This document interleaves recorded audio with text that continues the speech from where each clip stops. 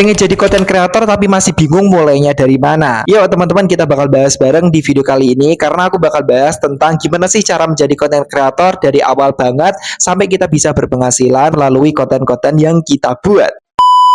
Halo guys, selamat datang di YouTube channel aku. Sebelumnya kenalin, nama aku Ali.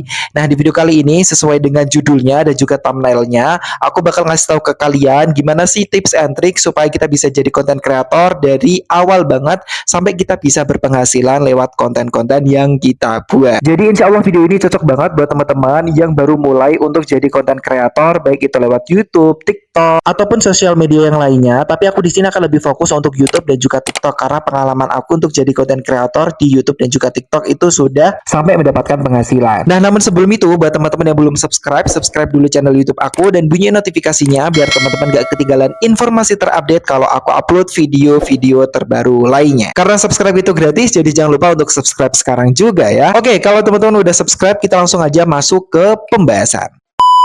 Menjadi seorang konten kreator itu nggak harus orang-orang yang ahli ataupun orang-orang yang terkenal. Kamu pun yang nonton video ini bisa jadi konten kreator. Baik kamu masih SMP, SMA, kuliah, lulus, atau udah kerja, ataupun ibu rumah tangga, bapak-bapak bengkel, orang yang hobinya mancing, orang yang hobinya belajar, orang yang hobinya nyanyi, orang yang hobinya ngedance. Semua pokoknya bisa jadi konten kreator. Apalagi di era sekarang ini yang sudah maju banget teknologi, ditambah lagi dengan sosial media dan juga e-commerce yang semakin banyak banget peminatnya. Jadi bakal terbuka lebar banget kesempatan bagi para kreator-kreator, apalagi kreator pemula, untuk bisa mendapatkan cuan dari hasil konten-kontennya. Maka dari itu, untuk tips yang pertamanya yang harus teman-teman punyai adalah niat ya. Kalau teman-teman gak ada niat untuk jadi konten kreator, ya teman-teman sekedar berangan-angan aja. Beneran niat ya kalau jadi konten kreator, jangan sehari ini upload, besoknya nggak upload, terus besoknya lagi nggak upload, bahkan sampai sebulan istirahat. Jadi upload satu kali tapi istirahatnya sebulan. Jadi teman-teman harus niat untuk kunci yang pertamanya. Terus untuk yang tips kedua, kalau teman-teman udah punya niat, teman-teman harus tahu teman-teman itu mau buat konten yang seperti apa. Aku kan tadi udah bilang nih teman-teman yang hobinya mancing itu bisa jadi konten, teman-teman hobinya belajar bisa jadi konten, nyanyi bisa jadi konten, ngelawak pun bisa jadi konten loh. Jadi teman-teman itu harus tahu konten seperti apa yang teman-teman mau bawakan.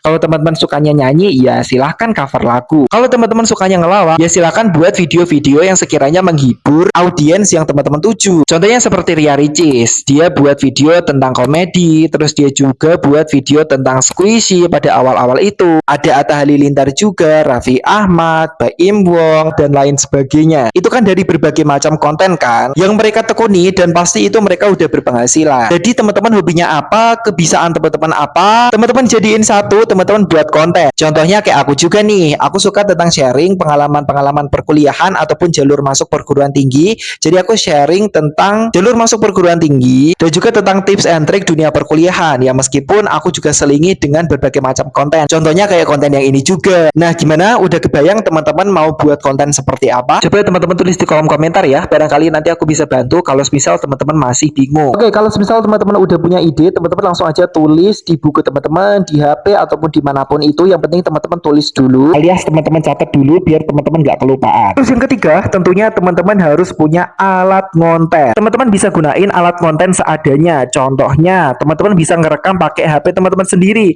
Nah, dari awal banget aku mulai nge YouTube atau aku awal banget untuk jadi konten kreator, aku yang mulainya pakai HP aku sendiri. Dari yang awalnya videonya burik banget sampai ke video yang cukup terang, aku ya tetap pakai HP. Tapi aku yakin zaman sekarang teman-teman pasti HP-nya udah bagus-bagus. Lawang video aku yang cuma direkam pakai HP Vivo V23i itu hasilnya cukup terang seperti ini, apalagi HP-HP kalian yang canggih-canggih. Terus ada sedikit tips buat teman-teman yang ngerekam, jangan sampai teman-teman rekaman itu di tempat yang gelap. Pastiin ada cahaya. Kalau semisal teman-teman nggak punya ring light, teman-teman bisa banget untuk pakai cahaya matahari.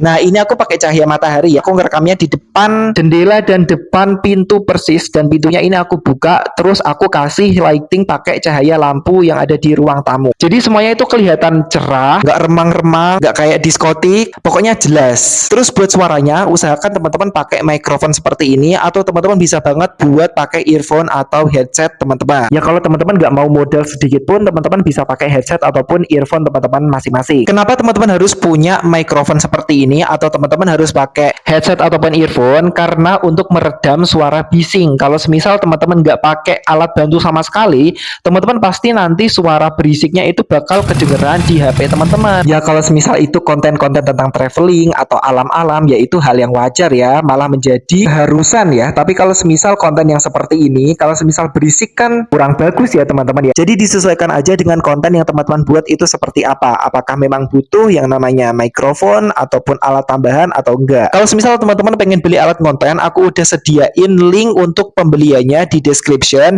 Jadi teman-teman bisa banget untuk lihat linknya di sana. Teman-teman belinya lewat sana karena insya Allah udah terpercaya. Ya daripada teman-teman beli yang ngaco terus nanti hasilnya malah nggak sesuai harapan. Mending teman-teman beli lewat link yang aku kasih di description. Insya Allah semuanya amanah dan sesuai dengan harapan. Di sana udah banyak banget mulai dari mikrofon, terus kemudian ada juga ring light, terus ada juga HP yang udah aku rekomendasikan buat teman-teman mulai dari yang harganya cukup lumayan murah sampai ke yang harganya mahal juga ada. Kamera juga udah ada berdasarkan hasil beberapa review orang-orang yang pakai kamera. Untuk nge-YouTube-nya itu udah aku taruh juga di description linknya dan insya Allah semuanya udah terpercaya. Jadi langsung aja teman-teman cek untuk linknya di bawah. Terus kemudian yang keempat adalah teman-teman harus belajar editing. Kenapa ini sangat penting? Karena setidaknya teman-teman harus bisa nge-split atau bisa nge-cut video teman-teman supaya nanti hasilnya bisa rapi atau bisa estetik. Gak harus yang sulit kok untuk ngedit itu. Ya cukup teman-teman nge-cut aja atau nge-split, terus teman-teman ngasih sisipan video-video kayak yang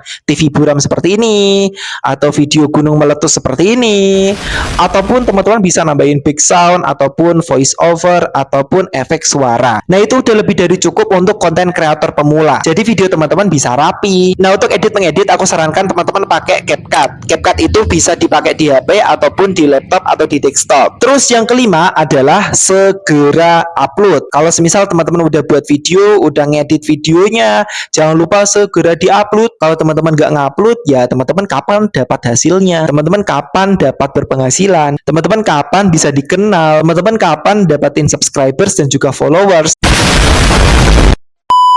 Ya intinya kalau semisal teman-teman udah buat ya segera di-upload. Jangan lupa juga untuk optimalisasi SEO-nya. SEO itu gampang banget. Yang penting teman-teman isi judulnya, description-nya, terus kemudian kasih tag atau hashtag. Terus teman-teman kalau semisal lewat TikTok bisa teman-teman kasih sound yang viral. Pokoknya semudah itu. Yang penting teman-teman buat aja videonya, upload videonya, kasih hashtag ataupun kata kunci ataupun kata-kata yang sesuai ataupun yang banyak dicari oleh orang-orang. Pasti nanti video teman-teman bakal ditonton oleh orang lain. Pasti kok, pasti ditonton oleh orang lain. Jadi jangan khawatir, yang penting teman-teman upload aja. Terus langkah yang terakhir adalah konsisten. Kalau semisal teman-teman nggak bisa konsisten, ya gimana teman-teman bisa mendapatkan penghasilan dari konten-konten teman-teman? Nah ini cerita dari aku sendiri ya. Aku pertama kali monetisasi lewat YouTube itu sekitar 1 tahunan kalau nggak salah ya, karena pada saat itu aku nggak konsisten nih buat kontennya. Ya karena nggak konsisten itu jadinya aku nggak bisa monetisasi dengan cepat. Kalau untuk konsisten itu sebenarnya bisa teman-teman atur sendiri ya. Kalau misal teman-teman mau buat seminggu sekali ya boleh, mau buat 2 minggu sekali boleh. Tapi menurut aku buat pemula teman-teman bisa banget untuk 1 minggu 1 kali, biar teman-teman itu tetap aktif kelihatan di konten teman-teman. Itu kalau di YouTube ya. Kalau di TikTok usahakan setiap hari bisa upload, karena beda platform atau beda sosial media itu beda juga algoritmanya. Jadi kayak gitu ya teman-teman, usahakan teman-teman bisa konsisten. Ya meskipun aku juga nggak sekonsisten itu, tapi aku usahakan aku akan tetap upload video. Dan kalau semisal teman-teman udah melakukan semua tips yang aku kasih, insya Allah teman-teman bisa mendapatkan hasilnya seperti ini.